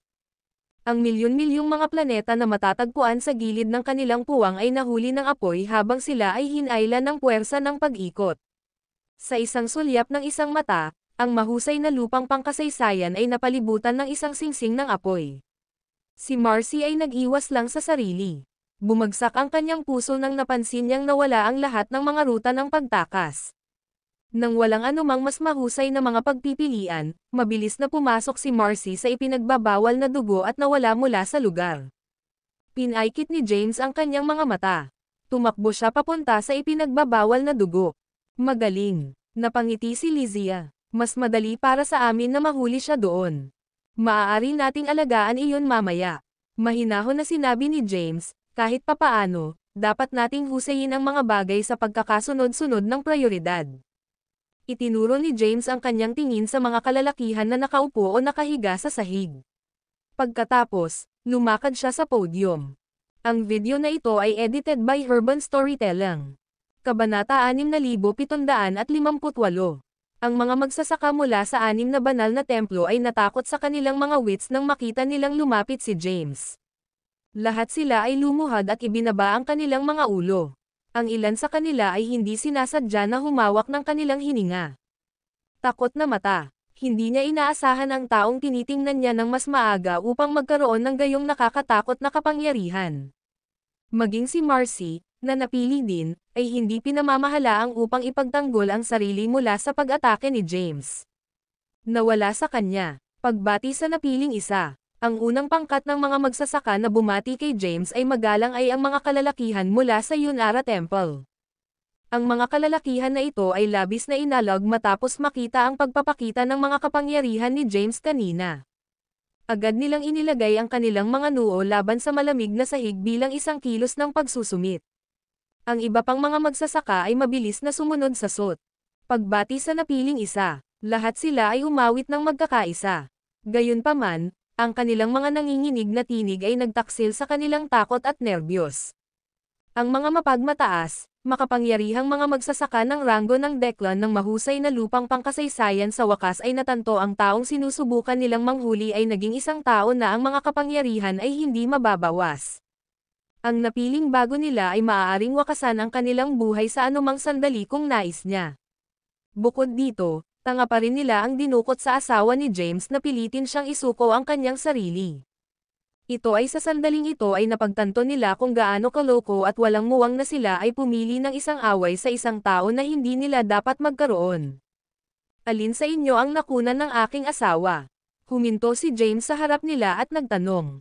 Ang mga kalalakihan na iyon ay nag-isip ng ilang sandali. Pagkatapos, ang karamihan sa kanila ay tumalikod kay Lord Zevia, isa-isa. Bakit kayong lahat ay nakatingin sa akin? Lord Zevia flinched. Hindi ako ang gumawa nito. Hindi mo ito ginawa, ngunit iminungkahi mo ito. Kinutya ni Lord Yunara. Ikaw ang nagsabing maaari naming pilitin ang napiling isa sa ipinagbabawal na dugo sa pamamagitan ng pagkuha ng kanyang asawa. Pagkatapos, ang napiling isa ay mahuhulog sa ilalim ng aming kontrol. Iyon ang lahat ng bagay na walang kaparerikan, Lord Yunara. Si Lord Zevia ay nagretort sa isang nabalisa na tinig. Nakalimutan mo ba na nagsalita na may sakit sa pinili, pinatutupad mo? Si Lord Yunara ay malapit nang tumugon kapag idinagdag ng isang may edad na magsasaka, hindi ito magagamit kahit nasusubukan mong tanggihan ito ngayon, Lord Zevia. Ikaw din ang taong iminungkahi na ibigay namin ang gobernador ng Yin kay Yeria. Ito ay dahil ikaw at ang kanyang pagbabahagi ng isang mabuting relasyon. Tama siya. Ang isang nagwawasak na babaeng magsasaka ay sumigaw kay Lord Zevia. Iminungkahi mo rin na lumaban kami sa templo ng Horvatat at sumali sa puwersa kay Yeria, ang kasalukuyang Tai Chi. Sa totoo lang iniisip mo na hindi namin masasabi kung ano ang sinusubukan mong gawin. Lord Zevia, isa ka sa mga Panginoon ng 10 banal na templo. Dapat kang responsibilidad para sa iyong mga aksyon. Ang isang matatandang magsasaka ay nagkomento, lahat ng ito ay nangyari dahil sa iyong kasakiman at pagiging makasarili. Si Lord Zevia ay flabbergasted upang makita ang lahat na sinisisi siya. Tumayo siya at itinuro ang maraming tao. Lahat kayo ay sakam at walang utang na loob na mga tao. Nakalimutan mo ba kung paano mo lahat ay lumuhad at nagpaalam sa akin nang makita mong walang hiya na itinutulak ang sisihin sa akin ngayon na nabigo si Marcy? Panipi. Sa kabila ng sinabi niya na, ang iba pang mga magsasaka ay sumulyap lamang sa bawat isa at tumingin sa kanya nang walang anumang pahiwatig ng pagsisisi. Si Lord Tovea na nanatiling tuhod ng tahimik sa lahat ng ito habang itinaas ang kanyang ulo noon. Tapos ka na ba sa pakikipag-usap, Persephone? Ano? Tumingin si Lord Zevia sa kanyang direksyon. Sasabihin mo ba ang lahat ng aking kasalanan?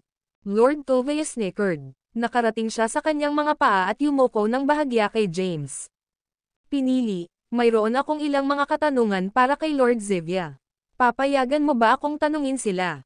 Ang video na ito ay edited by Urban Storytelling. Kabanata 6759.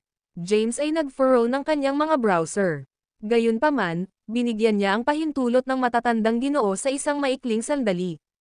Nais ni James na mangalap ng karagdagang impormasyon tungkol sa mahusay na lupain ng historial at ang mga tao dito.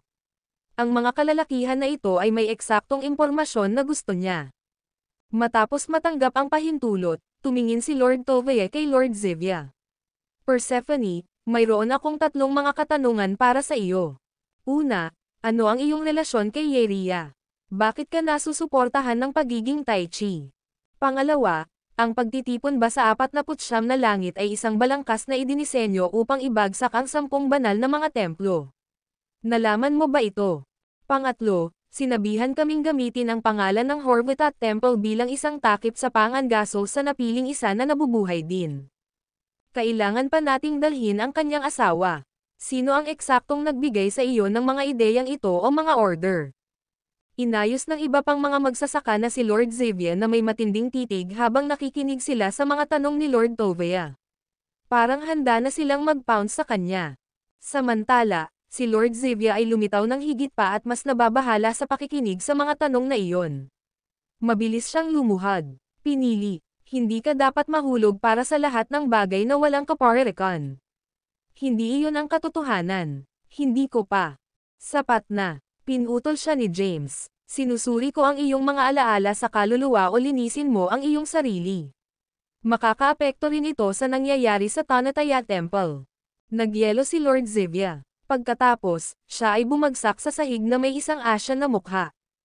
Hindi niya naisip ang kanilang perpekto, masalimuot na plano ay mahuhulog sa lalong madaling panahon. Bukod dito, nakalantad pa siya bilang isa sa mga pangunahing salarin. Hindi may hatid ang iyong sarili upang ibahagi dito. Ikaw ang ina ni Yeria. Gayunpaman, ipinaglihi siya sa isang fling na mayroon ka sa mundo ng Tai Chi. Ang isang maliit na kaguluhan ay sumabog sa mga magsasaka halos agad. Isang bata na ipinanganak mula sa kasal. Sino ang mahulaan ng isang bagay na nangyari? Hindi nakakagulat na handa siyang tulungan si Yeria na ipalagay ang posisyon ng Tai Chi. Inalok pa niya ang 8 isang kapangyarihan ng Tonataya Temple. Panipi. Kaya, ito ang katotohanan. Ang Persephone ay hindi akma na hawakan ang posisyon ng Tai Chi dahil napakataas ng isang numero para sa kanyang mga paghihirap. Kaya, pinasimulan niya ang kanyang anak na babae. Kaya, sino ang ama? Si Wesley ba? Tumigil sa paglaliko. Hindi gagawa ng ganito si Wesley. Ang mga mata ni James ay makitid habang pinapanood niya ang mga magsasaka na tinatalakay ng masigasig sa kanilang sarili. Hindi niya kailanman mahulaan na si Yeria ay talagang anak na babae ni Lord Zevia. Sa kasong iyon, mayroong isang magandang pagkakataon na ito ay si Lord Zevia na tumulong kay Yeria na pumasok sa sekta ng TIRTA, kung saan nakilala ng huli si Nayagor at Herodias. Anak ng Persephone at Emperor Kadir. Naglakbay si Emperor Kadir sa mundo ng Tai Chi para sa mga tungkulin sa inspeksyon sa mga utos ng kataas-taasang landas sa nakaraan. Ito ay sa panahong iyon siya at si Persephone ay nagkakaroon ng damdamin para sa bawat isa. Emperor Kadir, bahagyang sumimangot si James. Inihatid niya ang kanyang tinig kay Lysia. Sino iyon? Siya ay isa sa mga nangungunang 5 mag-aaral ng kataas-taasang landas. Itinuturing ng mga tao na siya at si Emperor Yarden ay nasa parehong par, hindi sinasadya ni Lysia. Isa na siya sa 5 landas na emperador sa 40 langit. Huminga ng malalim si James. Siya ay pinaghihinalaang ng ilang oras ngayon na si Yeria ay sumusuporta. Gayunpaman, hindi inaasahan ni James na ito ay isang tao na may mataas na katayuan. Ipinaliwanag nito kung bakit tila hindi nag-abala si Yeria sa pagpapakita ng batas ng mga landas sa anumang paggalang sa lahat ng oras na ito. Ang video na ito ay edited by Urban Storytelling. Kabanata 6760. James Gaze ay lumubog sa mga mukha ng mga magsasaka. Maaari niyang sabihin sa mga tuso, calculative na lalaki na hindi ibabahagi ang lahat sa kanya ng matapat. Sa gayon, naaktibo niya ang mga mata ng yin-yang mga mata at sinuri ang kaluluwa ng lahat. Matapos ang ilang minuto ng mahirap na trabaho, sa wakas ay naintindihan ni James kung ano ang nangyari sa mahusay na lupang pangkasaysayan. Nagsimula ang lahat sa 10 mag-aaral ng Emperor Yarden na hindi nasisiyahan sa kung paano tinatrato ni Zymergy ang mga nabubuhay na nilalang. Natagpuan nila ito na isang paglabag sa mga turo ni Emperor Yarden. Sa makatuwid, iniwan nila ang Zymergy at bumalik sa mahusay na lupang pangkasaysayan. Dito, itinatag ng bawat mag-aaral ang kanilang sariling templo. Sama-sama, tinukoy sila bilang 10 banal na templo. Sa paglipas ng oras, ang 10 estudyante ni Emperor Yarden ay namatay ng paisa-isa. Gayunpaman, hindi isang bagong Declan Mahayana na ranggo ng ranggo ang ginawa sa mga miyembro ng 10 banal na templo. Nang maglaon, ang mga miyembro ng Horvath Temple, na kumilos bilang mga kinatawan, ay umabot sa mga nilalang ni Zymergy at sinubukan na makipag-ayos sa kanila. Handa silang mag-alok ng pamana ni Emperor Yarden, ang Waltraud Power at ang Vital Energy Appraisal, kapalit ng pagkakataong makamit ang ranggo ng Declan Mahayana. Sa kasalukuyan, ang mahusay na lupang pangkasaysayan at Zymergy ay nagtatag ng isang malalim na koneksyon. Maaari kang makahanap ng mga miyembro ng isang tabi sa kabilang, at kabaligtaran. Ang mga mula sa Great Historical Land ay ang pinaka-ipinagmamalaki tungkol sa paglalagay ng Yeria sa posisyon ng Tai Chi sa pamamagitan ng mga negosasyon sa 5 landas ng mga emperador ng Zymergy. Nagawa nilang magkaroon ng isa pang miyembro na hawakan ang posisyon ng batas ng mga landas sa pamamagitan ng paggamit ng parehong pamamaraan din. Katulad nito, maraming mga miyembro mula sa 6 na templo na ito ang may hawak na mahahalagang posisyon sa Zymergy. Gayunpaman, wala sa kanila ang maaaring mahulaan na si Yeria, na binigyan nila ng lahat ng suporta at mapagkukunan upang gawin siyang Tai Chi, ay lalaban sa kanila. Hindi lamang si Yeria ay wala na sa ilalim ng kanilang kontrol, ngunit sinusubukan din niyang sakupin ang kontrol ng mahusay na lupang pangkasaysayan. Iyon din ang humantong kay Marcy, ang napiling isa na tumatanggap ng tulong at pagsasanay mula sa Horvath Temple, na bumubuo ng isang pakikipag-ugnay sa Yeria at ang 49 na langit na landas ng langit. Gumamit sila ng isang kaganapan bilang isang dahilan upang anyayahan ang tanging 3 Soma Declan ranggo ng Grand Patriarchs na naiwan ng Great Historical Land. Pagkatapos, pinatay nila ang mga Grand Patriarch. Sa pamamagitan ng paggamit ng kanyang katayuan bilang isang magsasaka sa ranggo ng Soma Declan at napili ng Great Historical Land, inutusan ni Marcy ang mga magsasaka ng 6 na banal na templo na salakayin ang Horvath Temple. Kung wala si James, si Marcy at ang 6 na banal na mga kalalakihan ng mga templo ay kukunin ang templo ng Horvath ngayon. Sa pamamagitan ng lakas tao ng 7 banal na templo na pinagsama, hindi magiging mahirap para sa kanila na durugan ang Zazen Temple, Zephyr Temple, at Yerovale Temple, na mayroong mga miyembro na nabuhay pa rin ng pilosopiya ni Emperor Yarden. Matapos malaman ang lahat ng impormasyong ito, nadama ni James na kung ito ay ang templo ng Horvath o iba pang 6 na banal na templo, lahat sila ay darating. Ang mga kalalakihan na ito ay sinisisi lamang sa kanilang kasalukuyang kalagayan. Sa kabaligtaran, si Lord Zenda mula sa Zazen Temple ay tunay na lumampas sa inaasahan ni James. Hindi lamang siya sumali sa 7 templo sa kanilang mga skim at plano, Ngunit si Lord Zenda ay naniniwala rin at nanatiling tapat sa mga turo ni Emperor Yarden. Pagkaraan ng ilang oras, sa wakas ay na-deactivate ni James ang mga kapangyarihan ng Chaos Yin Yang Eyes. Lahat ay napalaya mula sa mga kapangyarihan ng silang agad. Samantala, lumingon si James at muling sinaksak ang kanyang mga kamay. Sa isang instant, dalawang tower na nagniningning na may maliliwanag na kulay na materyal sa tabi ng kanyang katawan. Sa pamamagitan ng isang malakas na whir, ang dalawang tower ay nagsimulang umiikot ng dahan-dahan sa paligid ni James sa isang bilog. Ang mga ilaw na nagmumula sa parehong mga tower ay unti-unting lumago. Bigla, ang buong mahusay na lupang pangkasaysayan ay nagsimulang umiling. Ang lahat ng mga kapangyarihan at mahahalagang energies na nakaimbak sa 7 banal na mga templo ay nagsimulang dumaloy patungo kay James at nasisipsip sa dalawang umiikot na mga tore. Ang mga magsasaka sa bulwagan ay nakatitig sa paningin sa harap nila ng mga bilog na mata. Mabilis nilang napansin na ang mga kapangyarihan at mahahalagang enerhiya na dumadaloy sa ganitong paraan ay mahalaga ang kanilang mga templo, lihim na kayamanan. Sa paghuhusga sa sitwasyon, sinubukan ni James na alisin ang lahat ng kanilang mga kayamanan, na makikipag-usap sa lakas at impluwensya ng bawat templo. Tumalon si Lord Yunara sa kanyang mga paa. Hindi mo ito magagawa, napili. Tumagal ng mahabang panahon para sa iba't ibang mga templo upang pagsamahin at makagawa ng mga kapangyarihang ito at mahahalagang energies. Maaaring hindi ito angkop para sa iyo. Panipi, pinili, si Lord Xander ay sumigaw, ang mga kapangyarihang iyon at mahahalagang lakas ay atin.